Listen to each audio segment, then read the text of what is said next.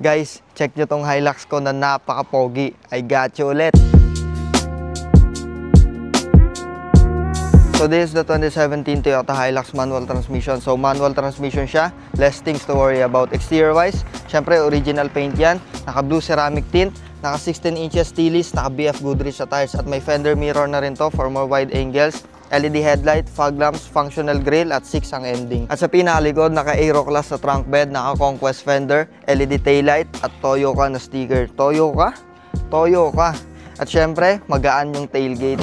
At dito sa loob, super intact na headliner, fresh fabric seats, at napakaayos na dashboard. Touchscreen infotainment system with Android Auto and Apple CarPlay, climate control, 6-speed manual, at napakalaking storage space dito. Napakaayos na steering wheel, analog display with 94,000 kilometers on the clock only. At sa second row, nothing special, super minimalist, pero okay ang leg, shoulder, and headroom, 6 foot ang height ko. At pagdating naman sa engine, it's a 2.4 liter, 4-cylinder, 6-speed manual transmission, turbo diesel engine. At kailangan ko ba bang sabihin na sobrang tibay nitong makina na to, tumatagal to ng hubigit kumulang habang buhay.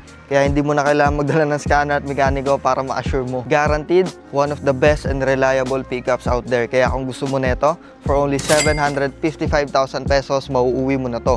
One of the lowest and freshest in the market na naman tayo. Open to for cash, trade-in, and financing. So tumawag ka na, i-reserve mo na tong napaka-poging Hilux natin. Thank you guys, peace out.